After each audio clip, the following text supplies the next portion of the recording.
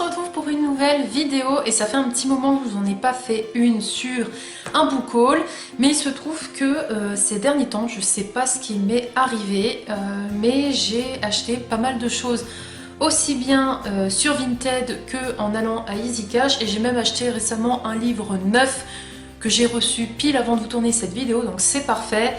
Il y a de tout, il y a de la BD, il y a des romans petits et grands formats et des univers un peu dans toutes les sortes, donc c'est parti, je vous les présente tout de suite.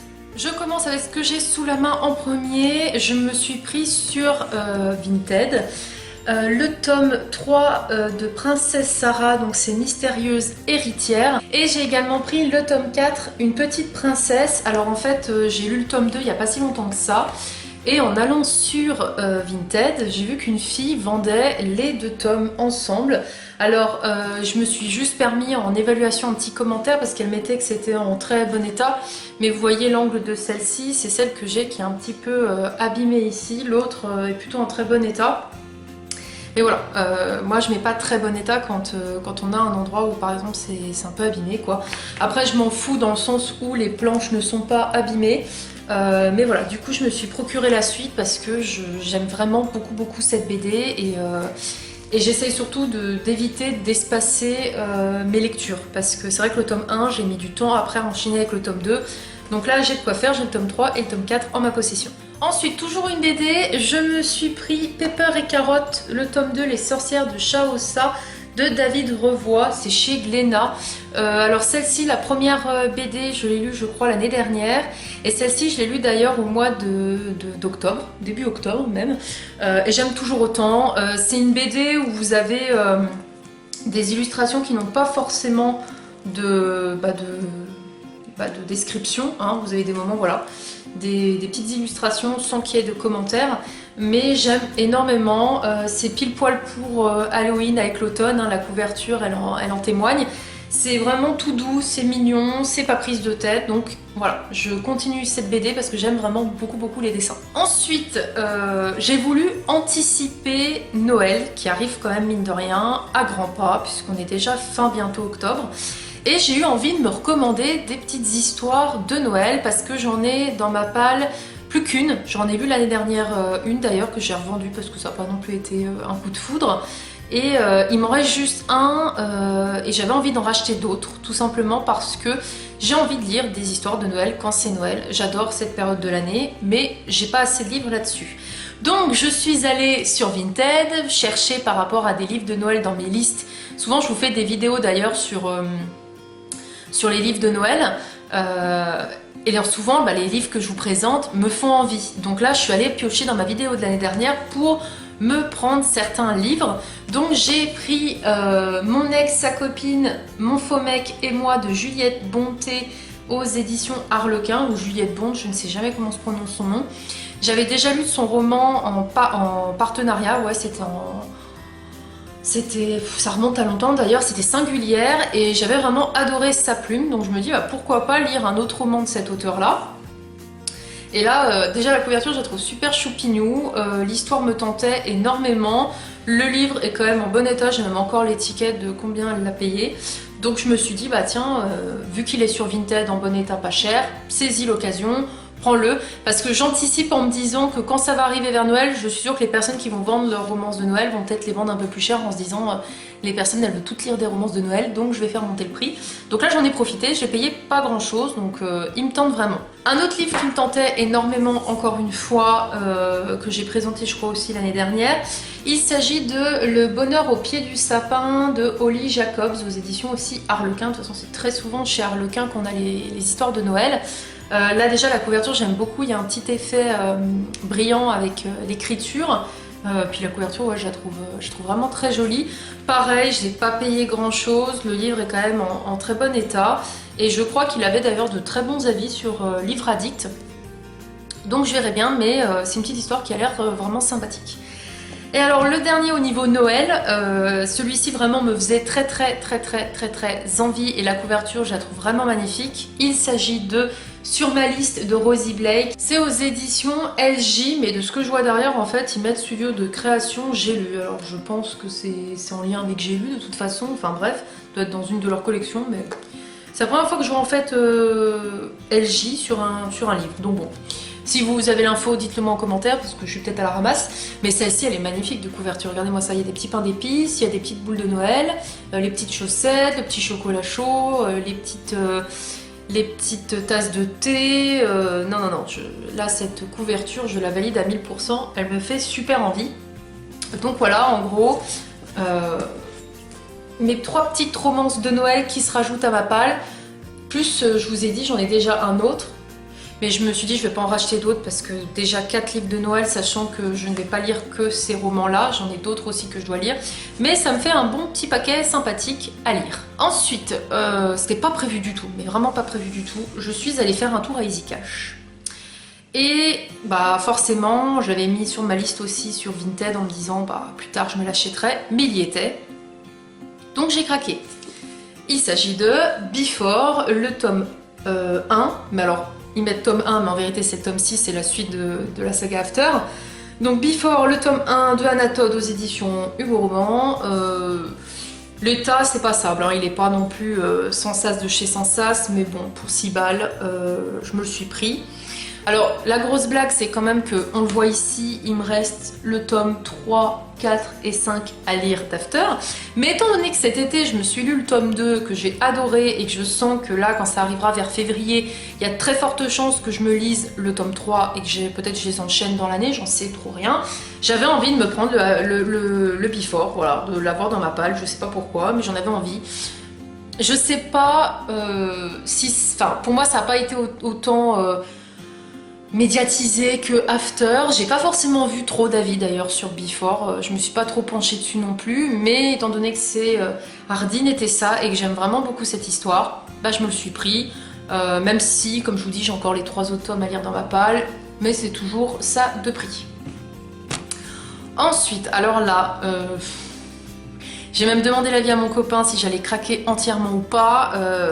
En allant à Easy Cash, je vois une saga, en tout cas 3 tomes de cette saga, et je me dis purée, celle-ci, ça fait longtemps que je dis qu'il faut que je l'achète. Au début, je dis à mon copain, à ton avis, je reste raisonnable, je ne me prends que le tome 1, même si bah il y avait quand même les 2 autres tomes aussi qui étaient, et qui coûtaient vraiment pas cher. En fait, plus on allait vers le 3e tome, moins c'était cher. Et je lui ai dit, est-ce que tu penses que je me prends tout, ou je suis raisonnable, je prends que le tome 1, parce que bah, je sais pas si je vais aimer, hein, même si tout le monde a vraiment adoré cette saga, je ne savais pas. Il m'a dit franchement, vu le prix, allez, prends tout. Donc j'ai craqué, j'ai tout pris. Donc je me suis pris Les fiancés de l'hiver de Christelle Dabos aux éditions Gallimard Jeunesse. Et en plus, c'est les grands formats. Voilà, je l'ai payé 7 balles. Il est en très bon état, franchement, j'ai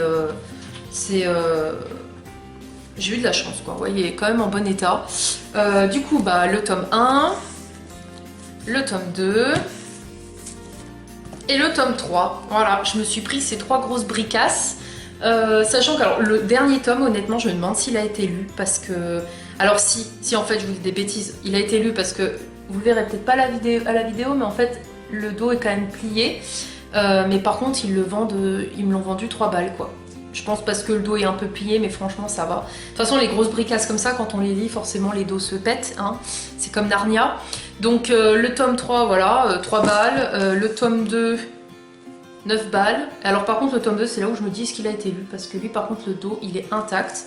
Et le tome 1 qui a été lu, parce que le dos, on voit qu'il est quand même un peu abîmé. Mais je suis pour les livres d'occasion, donc si vous voulez, je m'en fous que ça soit un petit peu abîmé. Du moment que le livre, en tout cas à l'intérieur, est en bon état, le reste, je m'en fous.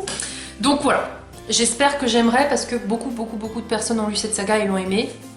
Dites-moi en commentaire si vous l'avez lu et si vous avez apprécié ou pas.